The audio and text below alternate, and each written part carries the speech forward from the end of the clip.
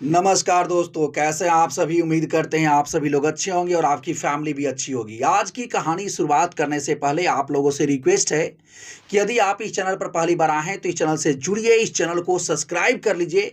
चूंकि ये channel new है और आप सभी लोगों के सपोर्ट और प्यार की आवश्यकता है, ताकि इस चैनल के माध्यम से लगातार हम आपके लिए क्राइम से संबंधित स्टोरी लाते रहें। तो चलिए कहानी की शुरुआत करते हैं।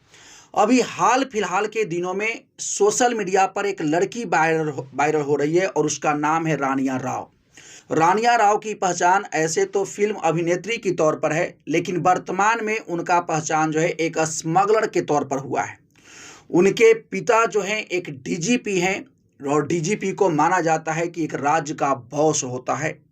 और इनके पिता का नाम जो है रामचंद्र राव है और ये इनकी जो है सौतेली बेटी हैं। यानी कहने का मतलब ये है कि माँ तो सेम है, इनके पिता कोई और हैं।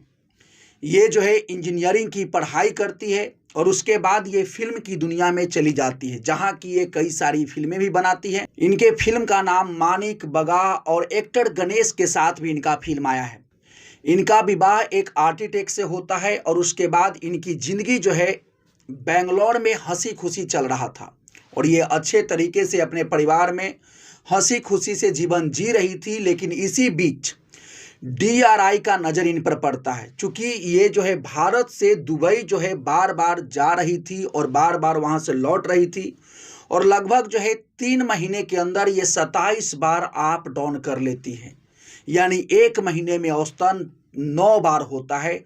उसके बाद डीआरआई का जो है नज़रें इन पर बढ़ता है, चूँकि होता यह है कि एयरपोर्ट पर जितने लोग जाते हैं और जितने लोग आते हैं उन सभी का डाटा वहां रखा जाता है। और जब ये बातें सामने आया कि एक लड़की है जिसका नाम है रानिया राव, जो कि बार बार दुबई जाती है और उसके बाद तुरंत वहां से लौटती है, उसके बाद डीआरआई चौकन्ना हो जाती है और ये पता करने में जुट जाती है कि आखिर रानिया राव जो है दुबई बार बार क्यों जाती है।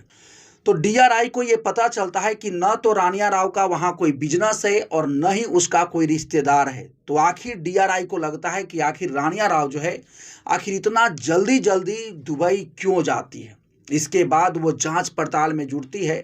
चूँकि रानिया राव एक डीजीपी की बेटी है, जब भी ये एयरपोर्ट पहुंचती थी तो इनके साथ जो है पुलिस प्रशासन होता था, बॉडीगार्ड होता था और पुलिस की गाड़ी में जाती थी और इनको जो है वीवीआईपी ट्रीटमेंट मिलता था। कोई भी जांच इनका नहीं होता था।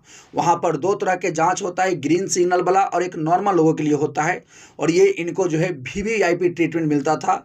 ये आराम से एयरपोर्ट जाती थी, कोई जांच नहीं होता था, दुबई चली जाती थी। उसके बाद जब आती थी फिर से जो है पुलिस प्रशासन के कुछ गार्ड इनको लेने पहुंचते थे और उस वक्त भी इनको जो है वीवीआईपी ट्रीटमेंट मिलता था और इनकी कोई जांच नहीं होती थी।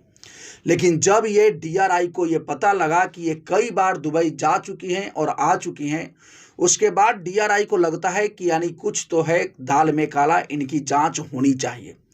लेकिन जब ये एक बार जो है, चूंकि जाने के वक्त तो आप चेक कर नहीं सकते हैं, आने के बाद ही चेक कर सकते हैं कि क्या वो लेके आ रही हैं, क्या करके आ रही हैं। होता यह है कि जब ये 3 मार्च को दुबई से लौटती हैं, उसके बाद डीआरआई के अधिकारी इनको एयरपोर्ट पर रोकते हैं और ये कहते हैं कि मैडम जो है आपसे हमको कुछ बात करनी है और आपसे कुछ पूछताछ करनी है, इसलिए आप जो है यानी ऑफिस में चलिए। उसी वक्त इनको जो है इनका जो गार्ड जो रिसीव करने जाता था वो भी एयरपोर्ट पर पहुंचता है और कहता है कि आपको पता नहीं है ये किनकी बेटी है, ये जो है यहाँ की डीजीपी की बेटी है। तब डीआरआई के अधिकारी कहते हैं कि भाई साहब हम कुछ कर नहीं रहे हैं, केवल इनका जो है छोटा सा एक बयान लेंगे और इनकी थोड़ी बहुत जांच की जाएगी और नॉर्मल बात होगा और कोई दिक्कत है नहीं। जब ये जांच के लिए जाती हैं उसके बाद इनका जो गार्ड पहुंचा था लेने के लिए वो वहां से रफो चक्कर हो जाता है। अब उसके बाद उनकी तलाशी ली जाती है और जैसे ही तलाशी ली जाती है इनके कोट और कमर के बेल्ट से लगभग 40 किलो सोना बरामद होता है, जिसका कीमत जो है लगभग 12 करोड़ के आसपास। उसके बाद डीआरआई का तो होश उड़ जाता है। डीआरआई उसके बाद तुरंत इनके घर पर जहां पर ये रहती हैं वहां पर जाकर के यानी सर्च करता है तो वहां पर 2 करोड़ 25 लाख का जेवर मिलता है और 2.5 करोड़ लगभग कैश मिलते हैं। कुछ ही घंटों के अंदर डीआरआई लगभग 17 करोड़ का वसूली कर लेता है और उसके बाद इन पर जांच और बढ़ा दी जाती है। डीआरआई को लगता है कि हो न हो, चूंकि ये डीजीपी की बेटी हैं तो हो सकता है कि ये डीजीपी भी शामिल हो। अब प्रशासन जो है इसकी जांच का दायरा और बढ़ाता है और जो चूंकि इनके पिता हैं रामचंद्र राव, उनका जब इतिहास खंगाला गया तो ये पता चला कि दूध के धुले हुए वो भी नहीं है। वो जब आईजी थे उस वक्त 2 करोड़ 20 लाख का वो सामान पकड़ते हैं और उसके बाद वो कोर्ट में ये लिखवाते हैं कि भाई 20 लाख का ही सामान जो है मिला था और बाकी 2 करोड़ वो खुद गबन कर लेते हैं। उसके बाद जिनका सामान जो है पकड़ा गया था वो कोर्ट पहुंचते हैं और कहते हैं कि नहीं, मेरा सामान जो था 2 करोड़ 20 लाख का था, बाकी 2 करोड़ कहाँ गया। अब उसके बाद इन पर जो है जांच बैठाई जाती है और चूंकि रामचंद्र राव का पहुंच काफ़ी ऊपर तक था, इस वजह से ये सस्पेंड भी नहीं होते हैं और ये जो है फिर से अपने नौकरी में बहाल हो जाते हैं। तो जब रानिया राव पकड़ी जाती है उसके बाद रानिया राव से पूछताछ का क्रम अभी भी जारी है। तो ये पता चला कि रानिया राव को एक खेप का लगभग जो है 50 से 51 लाख रुपया दिया जाता था। और जब ये पता किया गया तो चूंकि आपको भी पता होना चाहिए दुबई में और भारत में सोना का जो रेट होता है उसमें काफ़ी अंतर होता है। और होता यह है कि जब वहाँ से आप सोना यहाँ ले आते हैं तो जब भी सोने की खरीद बिक्री होती है उस पर सरकार को टैक्स देना होता है और ये लोग टैक्स को बचाने के लिए जो है इस प्रकार के काम करते हैं और ये एक तरह का ब्लैक धंधा है। और इस वजह से सरकार का नकेल और डीआरआई जो है अब इस पर एक्टिव हो गया है और इसके पूरे तहकीकात में जुट गया है कि आखिर इसके पीछे किसका किसका हाथ है।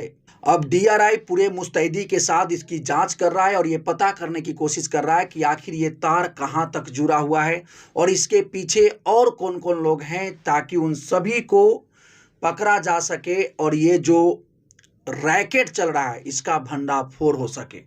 तो अभी तक इस कहानी में इतना ही है। तो दोस्तों जैसे ही कोई अपडेट आएगा तो हम इस चैनल के माध्यम से आपको बताएंगे। तो दोस्तों ये कहानी सुनाने का उद्देश्य किसी को हताश करना या परेशान करना नहीं है, बल्कि आपको जागरूक करना है, आपको सचेत करना है।